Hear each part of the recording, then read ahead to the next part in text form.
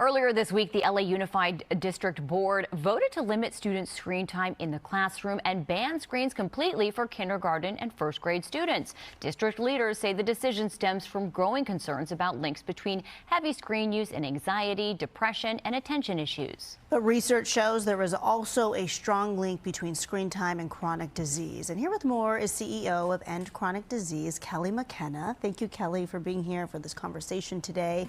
Quickly tell us about End Chronic Disease and the focus of your nonprofit organization. Thank you for having me. End Chronic Disease, so we're a national nonprofit focused on chronic disease prevention. Chronic disease is the #1 cause of death and disability in America, and it's largely preventable. So we do that through advocacy as well as education.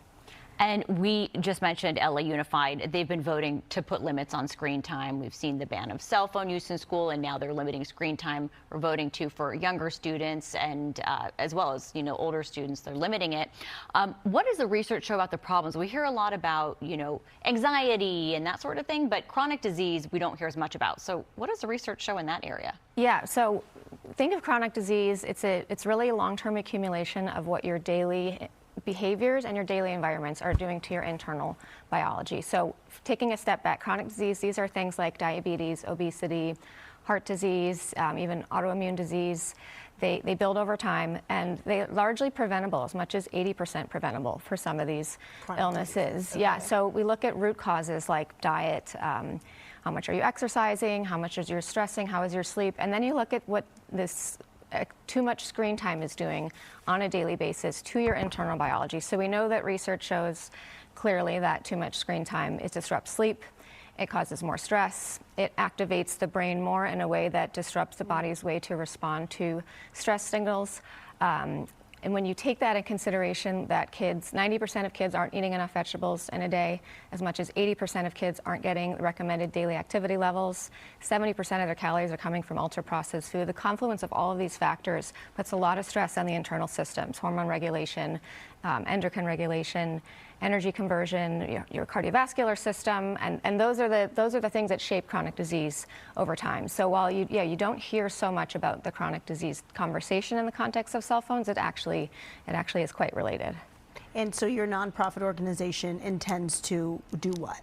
So we advocate for policies that can build prevention into systems through our advocacy arm. And so we have been involved across the country in a lot of these cell phone limitation bills, which are increasingly popular, very bipartisan.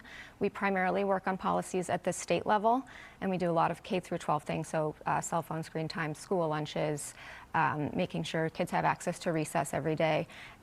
17 states this year have introduced legislation to try to better regulate screen time in schools. So it's a very bipartisan issue. And I'm curious your take on it, because obviously you think it's smart policy for children, but what about, I've heard critics and parents say, this should really be left to us. I want my kid to have their cell phone in school. What's your sort of take on that?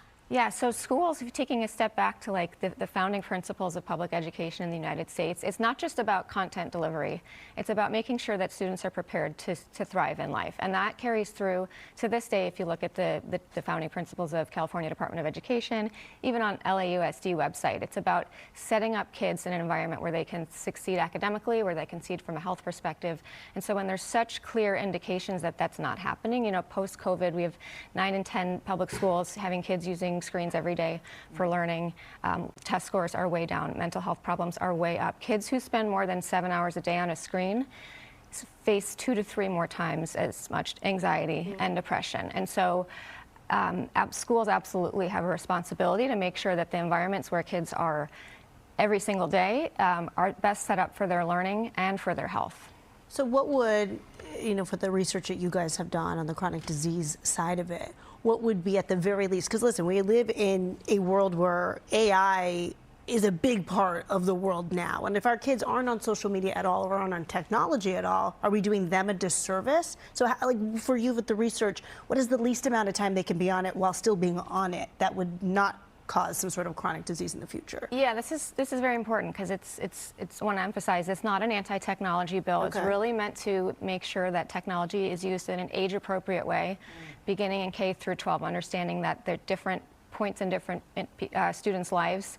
They can handle it more or less. Okay. And so I don't think, the The idea of it LAUSD being is looking anti. to limit it, like they're going to, kindergarten and first grade aren't going to have screens at all. Is that sort of the right time to not have it? Is second grade the right time to introduce it in the classroom? Yeah, it's an evidence-based policy, and it's the LAUSD is so evidence-based in everything they do. They will continue to assess it and look if they need to make any changes. But we feel very strongly this is really important for those overall brain development, social development, which is important to making sure you can be effective with technology in your career long term.